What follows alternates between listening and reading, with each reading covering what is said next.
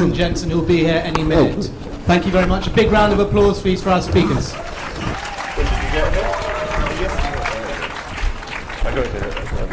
Yes. Good afternoon. It's a great pleasure to be here with my friends on the panel. A panel on Litcrit.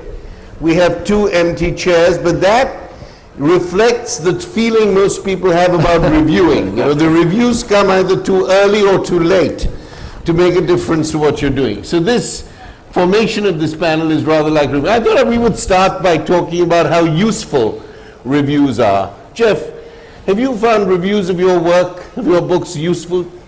Well, I don't know if I found them useful. I guess there is one thing I'm very definitely struck by, which is that although I'm every bit as solipsistic, narcissistic and ego-driven, that's quite good. They're all falling over. Thank you. Well caught. As the next writer, what I notice is that, I'm always, just the other day I was trying to Google something and I found that I'd accidentally Googled my own name. That's so weird. But then I find when I have got to, I get sent a batch of reviews, what I find remarkable is just how quickly I get bored reading about myself. And part of the reason for that is because I think generally, I'm really quite well informed myself about what I'm up to. And it's like a subject that I've pretty hello Rana, that I've so thoroughly mastered that I don't feel that what I'm reading is the best use of my time, and I don't feel it's representing a great. It's often not representing a great addition to my already existing knowledge. So, you feel you have a sense of self-mastery about your own work? Well, I'm sort of not making a point like that. I'm just find that for some reason my interest in reading about myself is so minimal, weirdly. Even though that's at odds with, of course, I kind of like the idea of it. I'd be very interested to see how the others get on in the world of self-Googling. Well, Geoff, no one can keep up your pace on this, but I think maybe it's a mistake to think that criticism is aimed at the writer of the book, that it's written, that the book that's being reviewed. And the jazz critic Gary Giddens, I think, put it quite well when he said that it's a mistake that artists often make, thinking that the critic writes for them. He doesn't really write for them, but they have trouble understanding this because it is about their work. Very good point. In a way, I think the critic has a relationship with the form that he's writing about, not exactly, and only secondarily with the instance of the form that he's paying attention to in the moment of the review. But as a critic, I think you have a relationship with a form, and then you try and think about what a particular work is doing within that field. Very well put. Yes, I think self-googling is not a great way to spend time, and not a great way to shore up your practice as a writer. As a very wise man said, Googling your own name on the internet, it's like opening the door into an enormous room full of people who all hate you. But then there are some people, there are 2 or 3 people at the far end of the room who passionately love you, and I find them actually much more disconcerting and frightening. I don't really know what I've done to deserve it.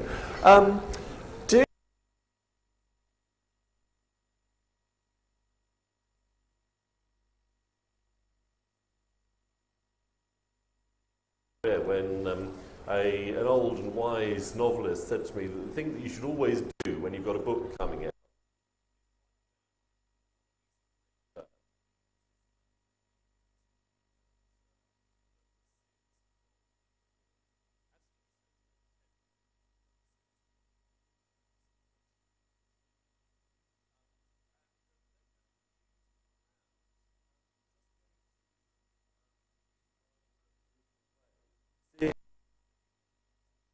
against any of them. And it's amazing how you can do terrible things with your novels. You can make terrible mistakes. You could get things drastically wrong, and hardly anybody will ever notice. Instead, they'll take you to task for being too hard-hearted, which of course is not a disadvantage for a novelist. The feedback that I rather love is the letters from readers pointing out that nobody said rifle before 1845. I remember somebody took the trouble to write that on a piece of paper and send it to me. And I always enjoy those kind of engagements because they're usually right. Newspaper critics, on the other hand, I know a lot of writers say that they don't read their critics. They're always lying, of course.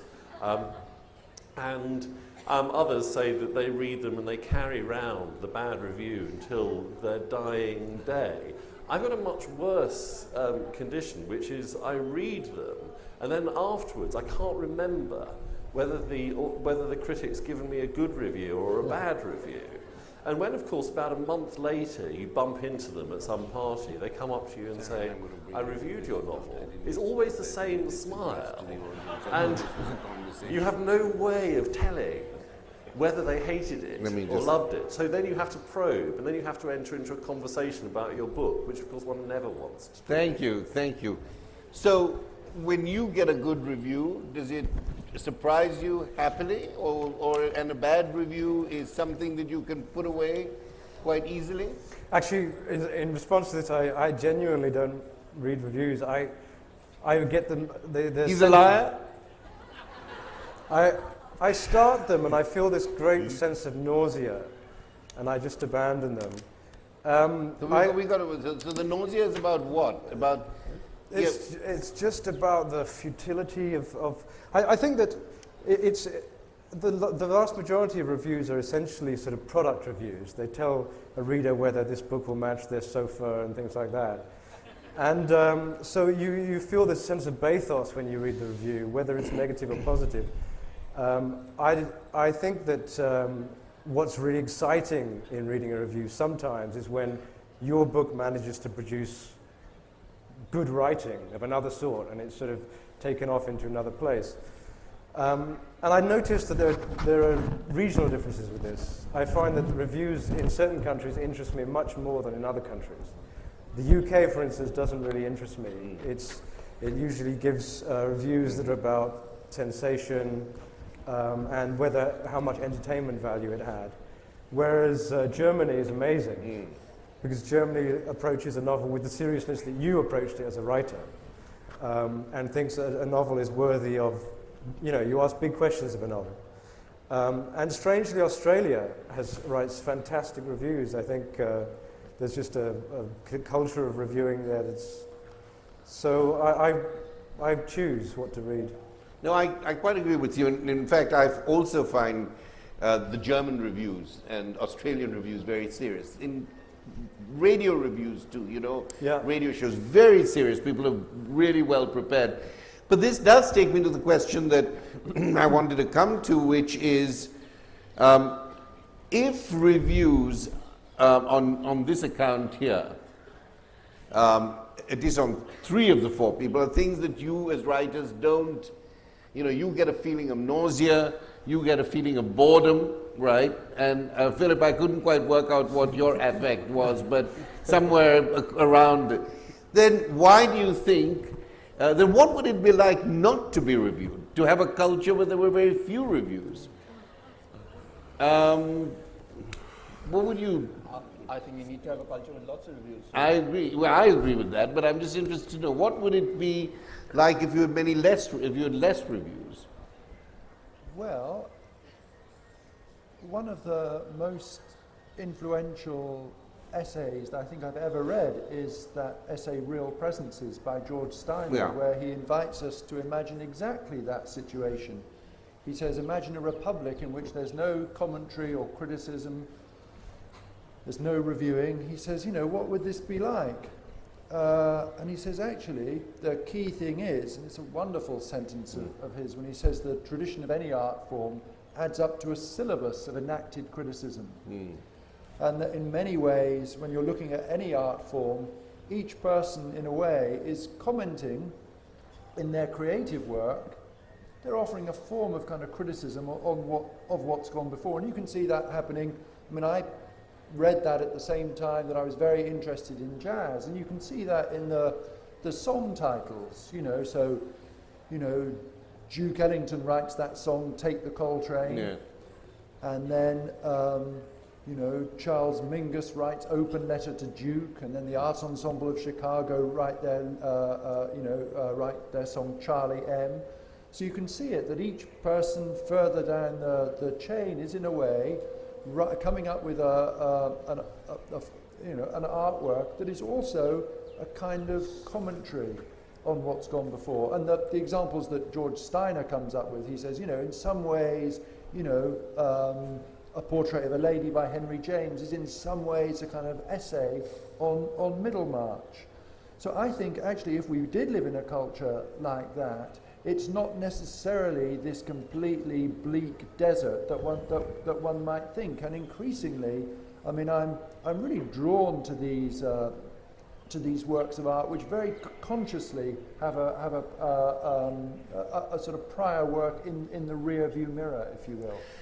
But people who are not themselves writers, the general public, or specific publics need reviews, I think, for there to be a richer sense of what the issues are in the arts and in the humanities. And, I think that's extraordinarily important. And that makes me think that part of this discussion must take for granted that there are reviews. But what would the best practices be? What would the most useful kind of practice be? Now, from what you've just said, Geoff, I take it that I myself very much enjoy reviews that have a kind of embedded syllabus themselves in them. And I think from what you've said, I think it's very important to have reviews that very seriously take the job they're doing. They don't have to be academic, but they have to be very culturally responsive to... Well, I think the relationship of the writer to reviews is different from the place of reviews in general. I mean, if you've spent 4 years on a book, you probably know what its flaws and its merits are better than somebody who's read it once. So you're not likely to learn very much. But I think that 200-word reviews have, of course, a place in the culture to get books. No, but now I'm asking you to think not about writers and reviews. I'm asking you to think about reviews and the interested public. Yeah, and for there's not one category. I mean, I love reading the LRB and the NYRB because I think that's some of the most beautiful writing around today, in which you find somebody in thinking along with a book or a text of some sort, and it's a beautifully poetic journey that a lot of these people take you on. But of course, the review in L that condenses your book to 200 words for those people is also significant in generating a literary culture. Just to add to that, I mean, my first book came out in 2005, and I've just got a book out right now. The difference in the quality of the people coming to talk to me about the book in those 10 years is extraordinary. And what has happened is that we have had a maturing literary culture in which things that were extremely bizarre and alien 10 years ago are now fully part of the repertoire of the normal reading public. Like what? Well, places on the globe. It was very difficult to understand where I fitted in because I was from another place and I was writing about I was writing novels set in Bulgaria and things like this. People didn't know how to square all these kind of things, but there is now a much more global literary imagination and a much greater, and the same people who were 22 then and interviewing me are now in their early 30s, and they've seen this whole thing grow up, have read much more, and we have a much higher quality of writing about books. We're happy to welcome Carsten Jensen. I'm delighted to see you later. Yes, I'm delighted to be here, and I apologize for being late. So, well, let me give you a question just to welcome you and warm you up quickly. We're talking about how useful reviews are, and critical reviews, literary criticism in the general press. We're not talking about academic literary criticism at this point. And I wondered how you felt about this. Do you learn much from the reviews of your own work, or do you feel less interested in it? Well, I have a confession to make. You don't read them? I used to be a critic. I started out as a literary critic. So I have been in both camps, the enemy camp and the other camp. As I left criticism behind, which I partly did, because when I was introduced to criticism, I had no friends among writers. I knew nobody, and that was a huge advantage. It made me feel much freer. But then gradually, because writers are quite clever, they started befriending me. And in the end, I felt I had to stop being a critic, because I could no longer say what was on my mind, because I would always end up hurting somebody. And I think criticism, is a dirty job, but somebody has to do it. So would you be no, hurt? I just tell you then, as I then became a writer, and I was on the other side of the fence, I grew increasingly cynical about criticism. The only thing I look for today in literary criticism, when it's my book that's being reviewed, is will it do good for my sales? Will it benefit my sales, or will it not?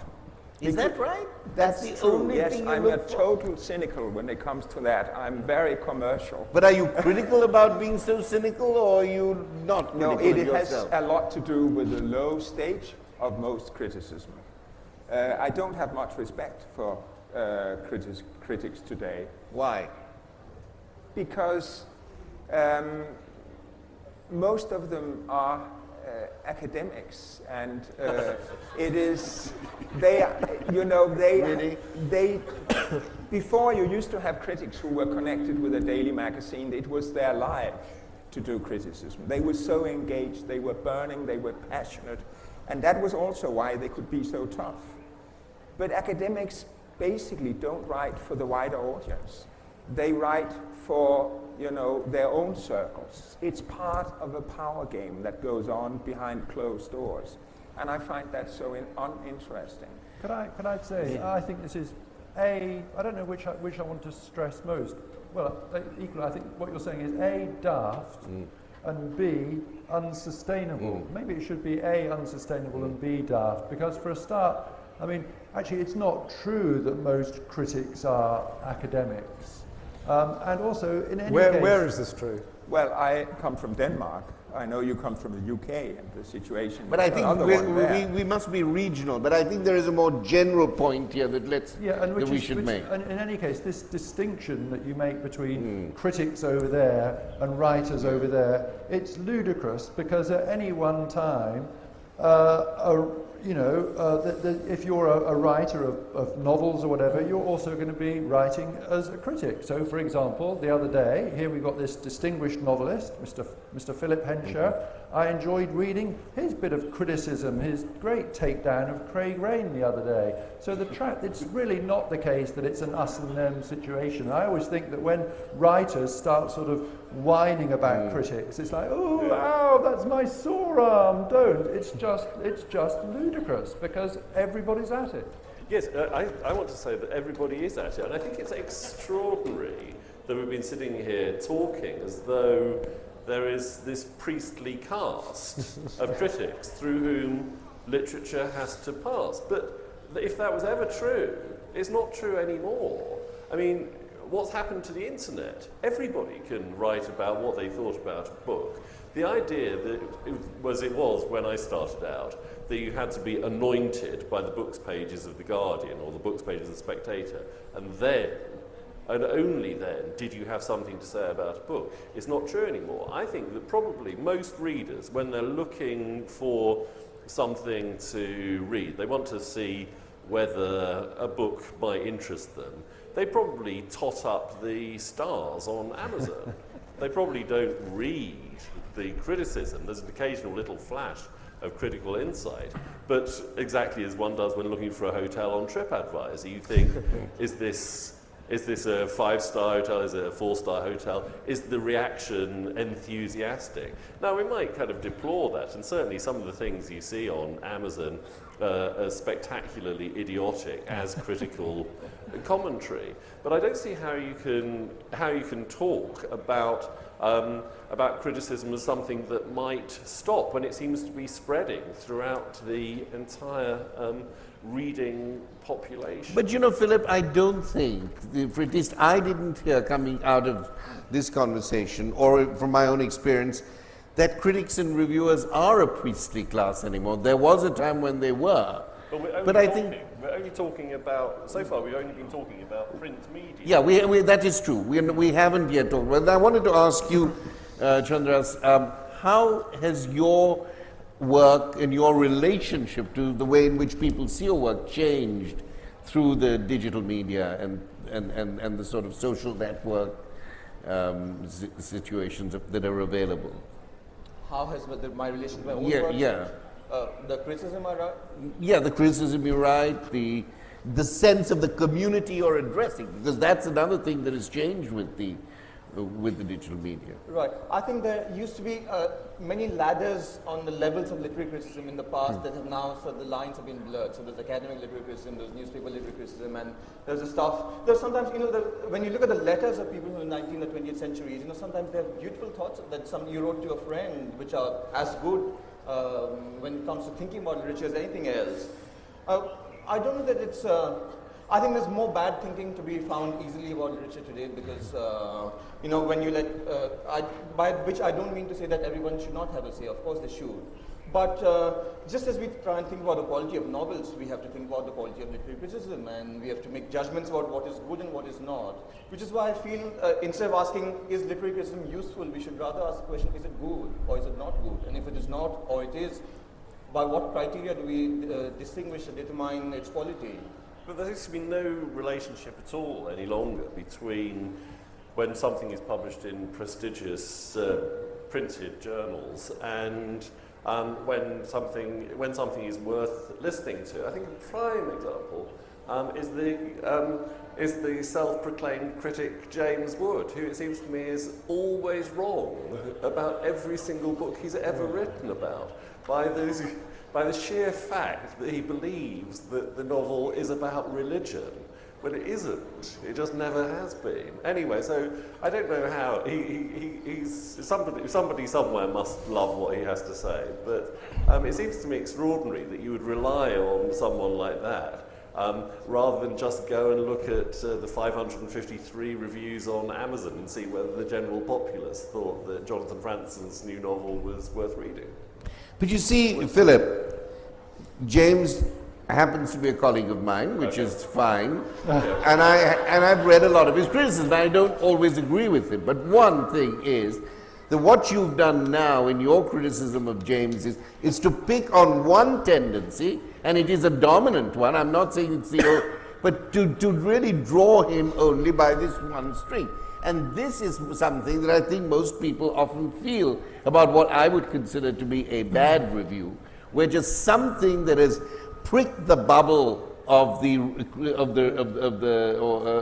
reviewer, one thing that has turned them off then dominates the review. That's very often because a review can be short and has to be written quickly. So I want to turn to this. Yeah, all right. Can I just defend myself very briefly? No. You don't need to defend yourself. No, I want to. If you're good, it becomes less interesting if you defend yourself. It will get worse, Philip.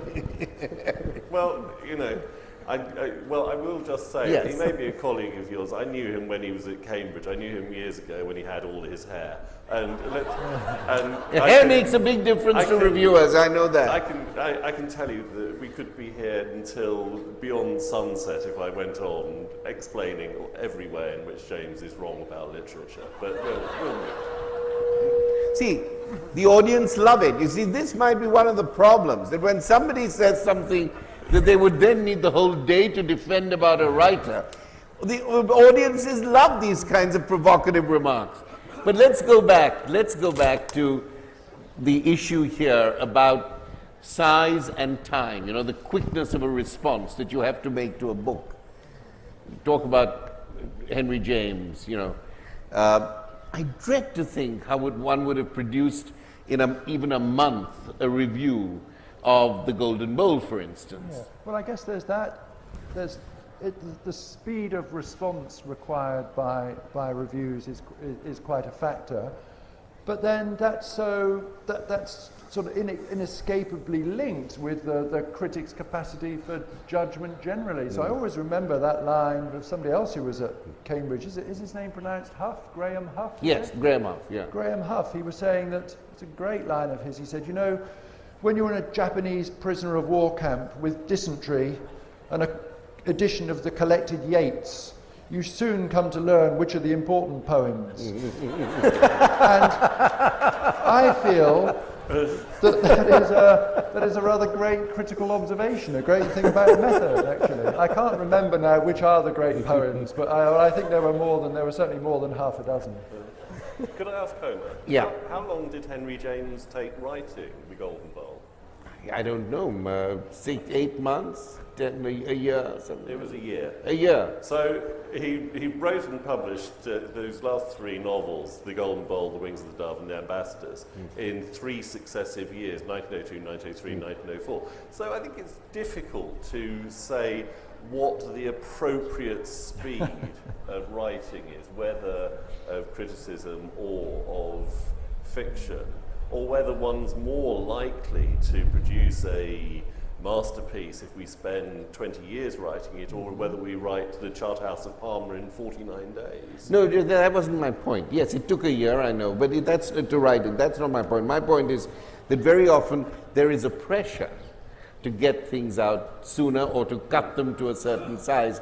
I've heard many reviewers say to me, I've only got 1,200 words. Now, on the dysentery principle in the Japanese prison, you know, to have 1,200 words might concentrate the mind hugely. But I'm not obviously talking about this. I'm wondering whether we need longer reviews, you know, like they have in the German feuilleton. One of the reasons I think the German criticism is better is people have time. People have much more space than I find in other places. So I just wondered how that notion of time and space changes now that we have the internet and we have a lot of instant material, a lot of instant response. It's only an issue, I think, if we believe that those 1,200 words that we have to write overnight when some huge new novel arrives is the final and correct judgment. It might be completely wrong. It's just a response. I don't myself believe that we need longer reviews. I'm with the French poet who apologised for writing a long letter. We hadn't time to make it shorter. I think there is an art to the 1,200 word review, the 800 word review. Even at one stage of my career, I wrote 120 word reviews, and I can tell you there's a real art to making a significant point in 120 words. Chandrahas, I want to get back to your point about good reviews and bad reviews. And the first point you made, which was about reviewers responding to the form rather than to any particular specific illustration of the form. Couldn't that get, I mean, that's the very interesting idea, but very often when I read reviews like that, I'm looking for the reviewer to say something very specific about the book. And what I'm getting is a huge kind of persiflage, a large essay on the form. And I'm happy to have it, but it doesn't tell me what I want to know about the book. And what do you think your criteria of a good reviewer? Just use the 120-word model and be brief about it so we can go around the room.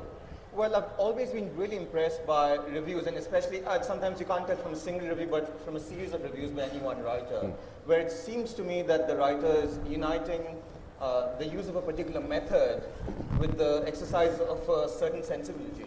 And so you can see that both there is something quite objective about the way he gets about his work, even though you might not agree with the scale of values. There's also something subjective that responds to something very particular about the work and that reveals something very particular about himself. So when Philip, you speak about James Wood, maybe he has a very religious cast of mind that makes him see these patterns in literature. So in a way... You like that? Well, I think criticism, you can tell a lot about a person from reading the criticism, about what they think about literature and what kinds of books they like. So criticism is kind of focusing on something that also reveals something about yourself, as writing books is. And to me, it's very interesting then when, when you do that, you can marry large ideas with very close reading. And to me, that to me is the space you allow, even in a 400-word review, to do that. It's possible to do that. Thank you. What about you?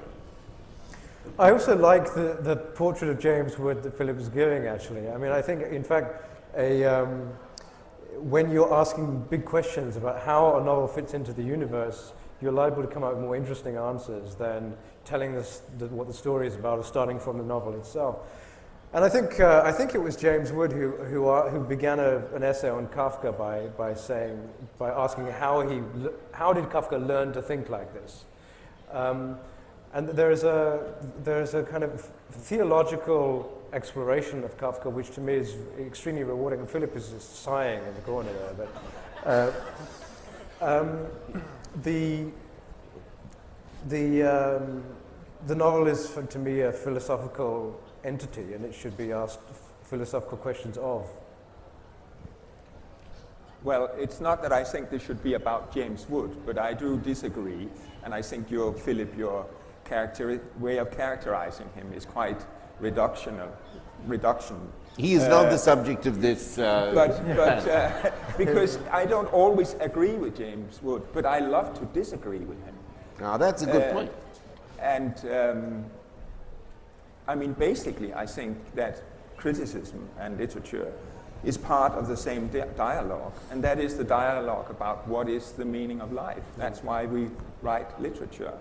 And the critic is participating in that dialogue. And so what he does is to try to understand what do you say as a writer, and did you succeed in saying it? Did you choose the right means to say it? And I think that's the essence of criticism. And of course, now it's true that there is no longer a priest cast of critics. We have the bloggers on the net, and to a lot of readers, they are much more important than the critics. We have Amazon, that English writers are obsessed about, an obsession I don't understand, because it seems only to be an obsession about my sales figure, which is fine enough, but that's got nothing to do with criticism, because basically criticism is not about guiding a consumer. It's not about a product you buy like you buy anything else, go to a restaurant. It is essentially so different from reviewing a restaurant. So I don't understand. I think we still need this priest cast of critics. I think we need professional critics for whom it's a lifelong passion and who feel an obligation to read and know as much literature as possible, and try to give a judgment on the basis of that vast knowledge. And it's not about I like or I don't like. It's not about Facebook thumbs up or down. Geoff. Well, I guess in a way, God, it's funny. It's I sort of agree with part of that, but then equally, I feel it is incredibly like we could be talking about. I mean, it's when T.S. Eliot says criticism is a distinctive activity of the civilized mind. It seems to me we could easily remove distinctive and say instinctive. We could remove mind and say stomach. We could remove civilized and say barbaric. Civilized, yeah. And so actually. If you think about that subject so dear to nearly all of our hearts, beer. Let's talk about beer. You drink beer and you almost always have a feeling about it. You either like it or you don't, and it's very rare that it's enough for you to just say, or ah. you always end up articulating why it is that you feel this particular beer fell short of some ideal of beerness that you had. Now, the thing is that the point at which I start agreeing with you is that it is, of course, all about how much you know about beer. So, for example, when I was young, I liked Budweiser, which now it seems to me inconceivable because, I know more about beer than I did then. So I think it's this issue, if you like, of taste combined with knowledge. And as we know, your taste changes according to what kind of knowledge you have. But one thing that strikes me about this conversation is that it's very much about the writer and the review. That's the track we've been going on. Let's think about criticism. Yes. Could I just say what I like in a reviewer? So I don't think we've quite got around to Oh, you didn't get your Say turn. what Sorry. you like in a I'm beer, sorry. Philip. Well, I don't drink, so I don't really know. But two things that I like in a reviewer, I like a reviewer who gets the names of the characters right, which is surprisingly rare, oddly. I like a reviewer who's specific and who likes details. The reviewer that notices the way that a writer will specify a gesture in an evocative way. I like a writer I like a critic who's aware of the possibility of being funny, at least. Not one that is always funny, but one who can be funny. And I think, going back to Kafka, I think I would like a critic, not who talked about Kafka's place in the mystical, invisible universe, but one who talked about his career as an insurance agent. And I always think that Kafka's career in insurance fed very strongly into his work in the trial, and all those days spent turning down insurance claims on the flimsiest pretexts, putting people through misery. I think it gave him a very interesting little insight in into cruelty from the other side. I don't think he could have done it without his job. Right. Well, what about the whole idea of the review of the public? And I want to come back to that. It's fine to talk about the process of reviewing, what you like, how you respond to it, or what's good about a review, but what about the fact nobody seems to be thinking here, or we haven't thought, about the responsibility of the critic or the reviewer to a public, to nurturing a view, as T.S. Eliot would put it, of the qualities of life. Most of you nodded when you said that we try to write about the value of life. But what about that whole mission of criticism? I don't like the word mission, but and it's not funny and it may not be detail oriented, but there is something, there is a vision that journalists have, that journals have, and I think that we need reviewers for that. We need reviewers to keep the discussion alive. We need reviewers to spread the information about what's available in the arts and humanities. So supposing we were starting a journal and you had to hire some reviewers, what would you say to them? Books reviewer, you choose what you want. Jazz, book, wine. Say the question again. Supposing you were starting a journal, Yeah. and you wanted to hire some reviewers to review books, or you wanted to write out, you wanted to get a cadre of reviewers working for you. If you were an editor and you were starting a new literary journal or new cultural journal, what would you say? You couldn't tell them, they'd obviously write the review they were going to write, but what would you say to them about their responsibility to the public? If you had to make that kind of statement. How? Because I think it's very important. Yes? I would say to them, you must introduce them to things that they don't already know. Good. There's no point at all in just reviewing the new Donna Tartt followed by the new whatever. I think that the critic or the reviewer has a real responsibility to say to people, have you heard of this book? No, you haven't. This is why you must read it.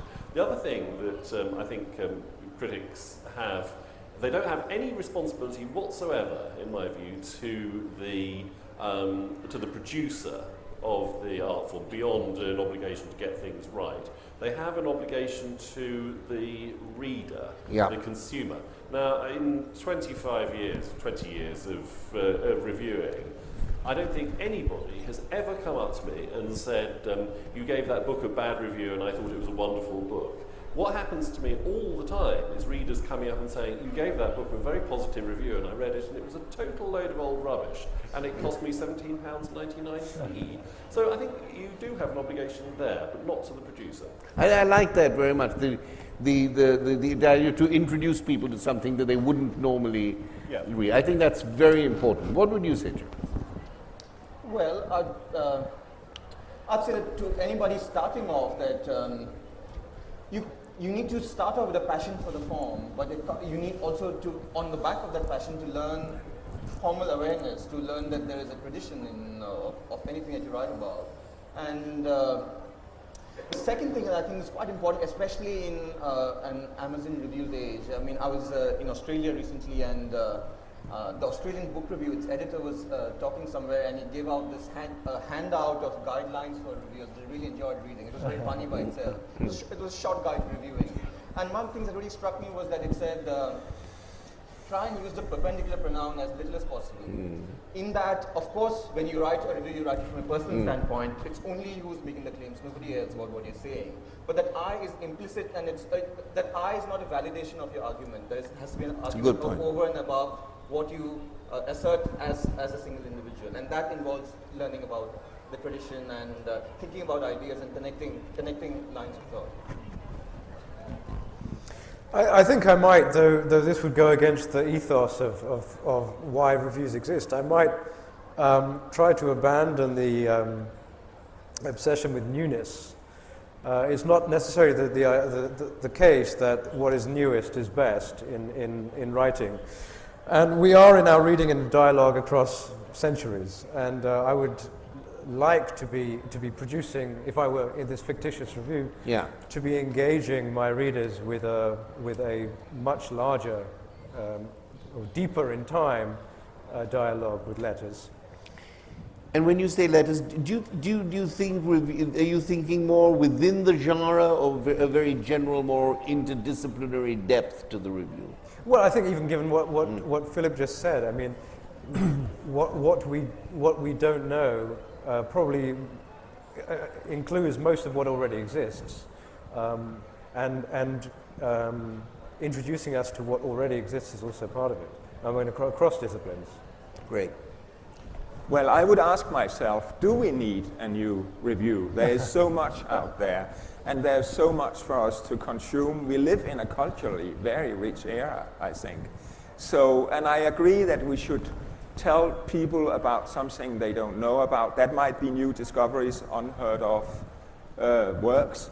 But it might also be another thing that I would tell my critic to confront the taste of the audience. Tell him that, find somebody who agrees that most of what we cherish, most of what we really claim we love, is actually very mainstream, very conformist. And I would ask him to tell the people out there that what you love is basically shit. And then make that the starting point. And of course argue, have good arguments. A good argumentative opening. What about you? In terms of reviewing fiction, then it would be a very simple bit of advice, which is don't do what so many people do, which is to waste 80% of it by summarizing the plot.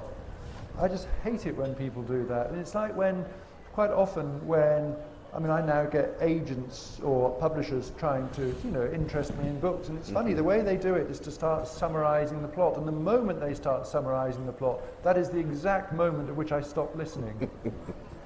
I know. And in terms of, I mean, just to, Chandrahas was talking about Gary Giddens. I think in some ways he's an absolutely exemplary great critic, and he's quite often, when he's talking about, he's quite often talking not about new stuff, but about old stuff. And so for me, for example, I'm of the age where I've never been able to listen, I never really listened to Louis Armstrong. I sort of felt I knew what Louis Armstrong was about.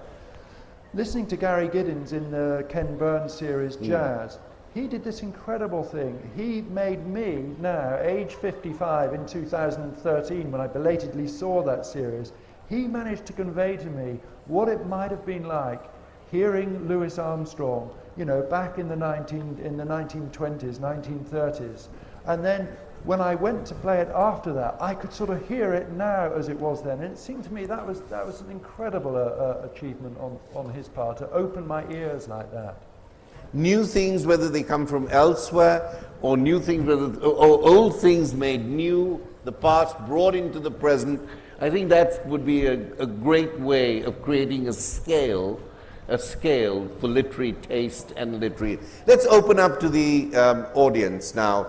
How many of you, let me ask you a question, how many of you like to have a summary of a novel in a book review that you, let me, show of hands, how many of you like there to be a summary of the novel? No, just show of hands. No, very few, very few. Your questions, please.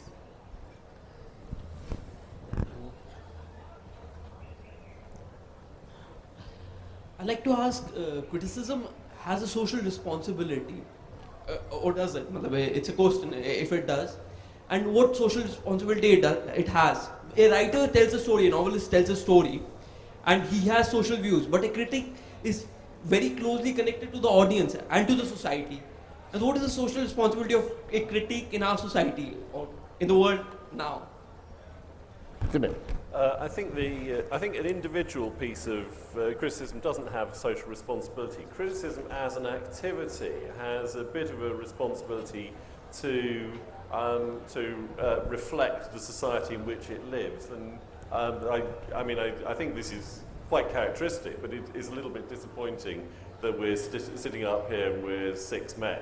You know, it would be quite good to have some women's voices here. But actually, that is the way that criticism goes. You know, women in British papers are allowed to review women's novels, but not otherwise. I think as long as there's a spread, an ideal spread of voices from different parts of society, that's pretty well the limit of the social responsibility that I would see.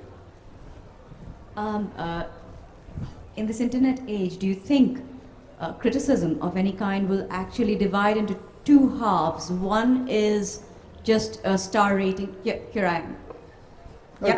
Good. So Thanks. you go from 1 star to 5 star, it's very quick, it's over. And the other is a more in-depth critique that people might want to read, and that there's space for, you know, both to coexist. Oh yeah, there certainly is. Yeah, of course, yeah.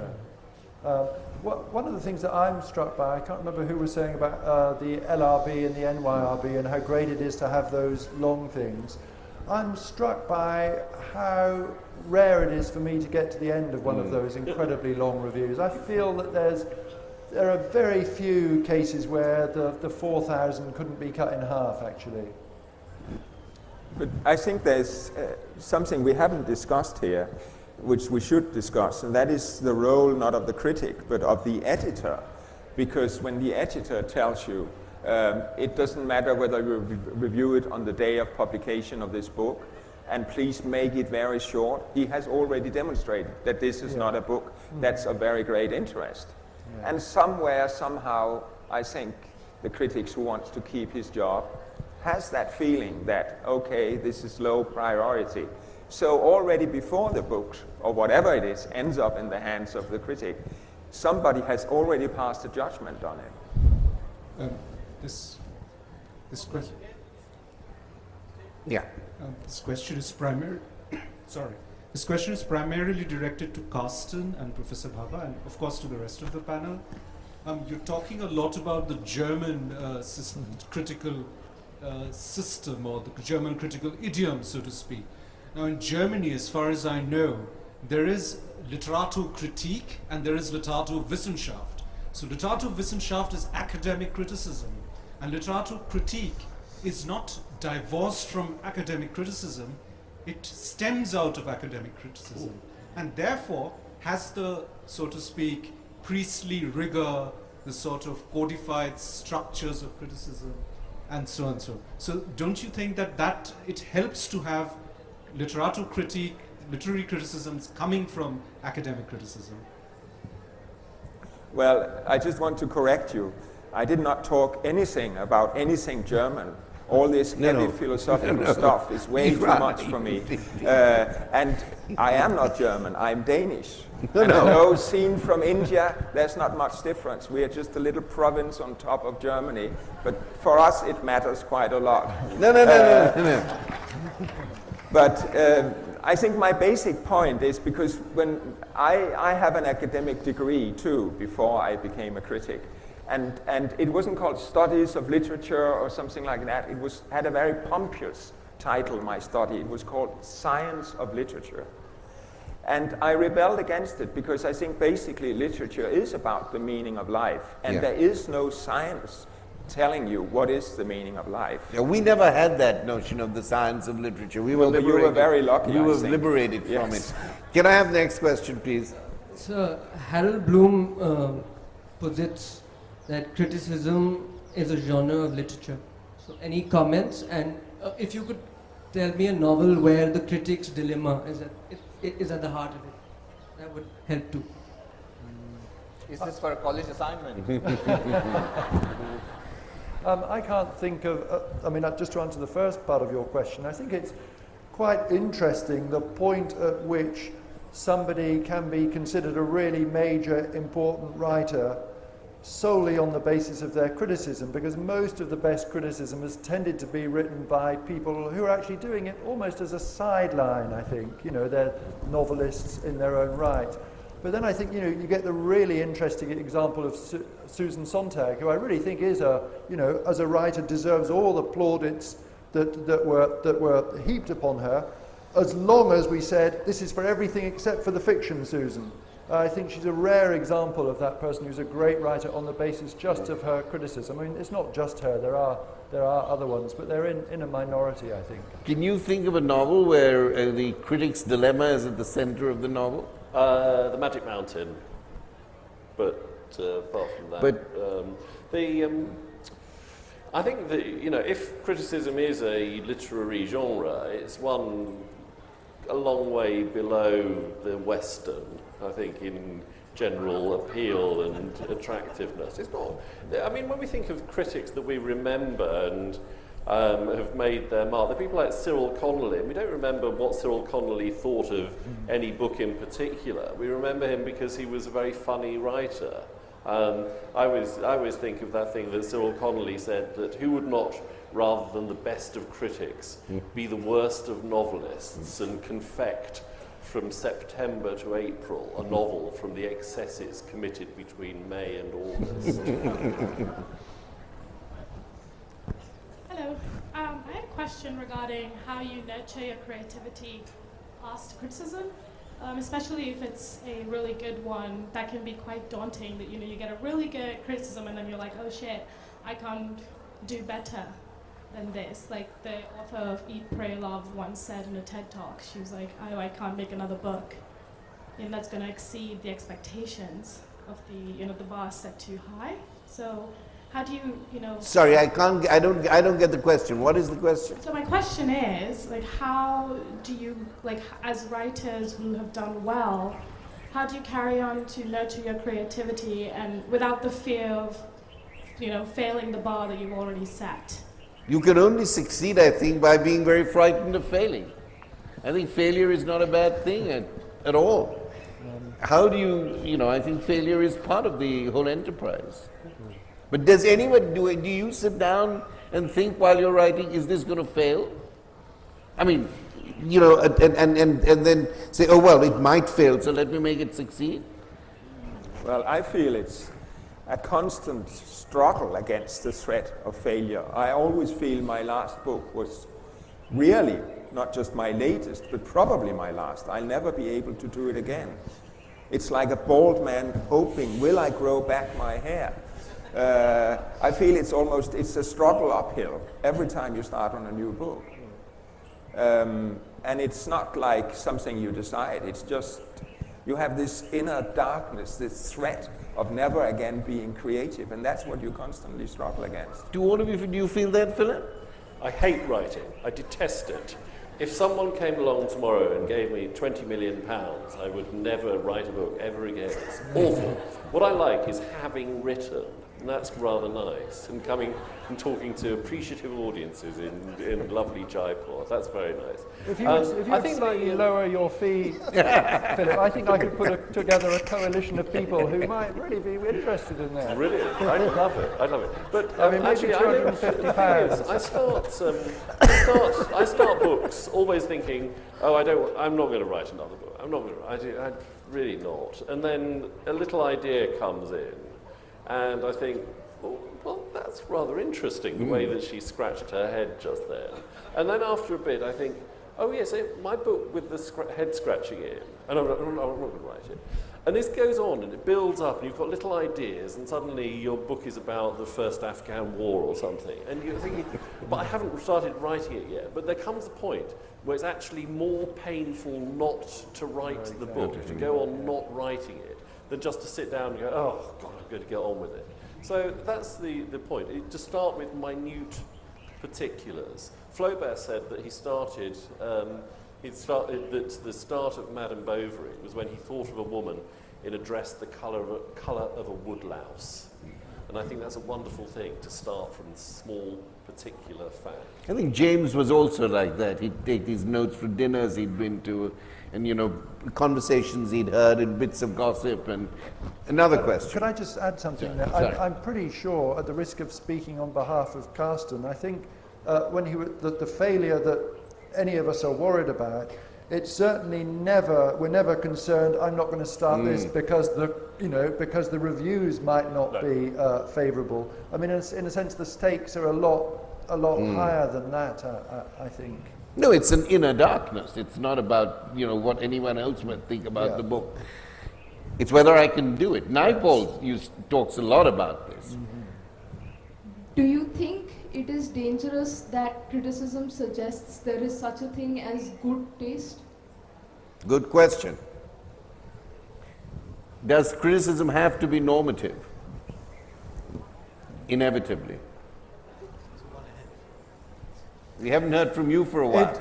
It does, I suppose, have to be normative, but that's not necessarily a problem. I mean, I think what taste is an interesting thing. I mean, I think particularly speaking as someone who lives here, as we see taste being made through these kind of things, I think it's actually a very productive process to assert things that are good and bad taste. It's never the final statement, but making statements about what constitutes right living, right thinking, good taste is actually a part of civilization, civilized conversation, part of what constitutes literary culture.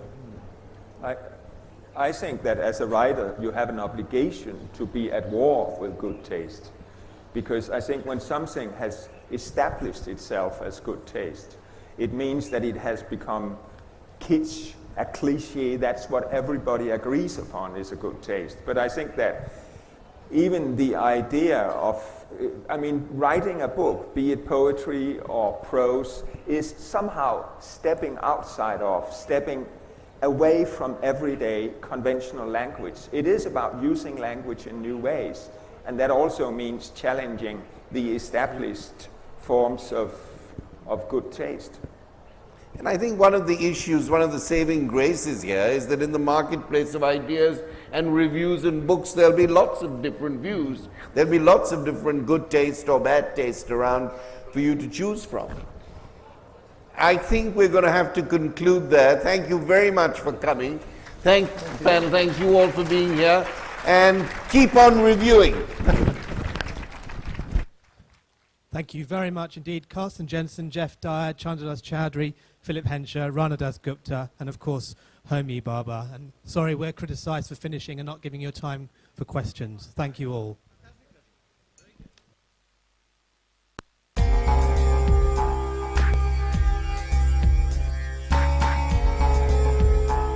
just a quick word of thanks for our sponsors, of course, CTV, Google, British Airways, Ford, and Mahindra Humanities Centre. Thank you all. See you in half an hour for Crime and Punishment.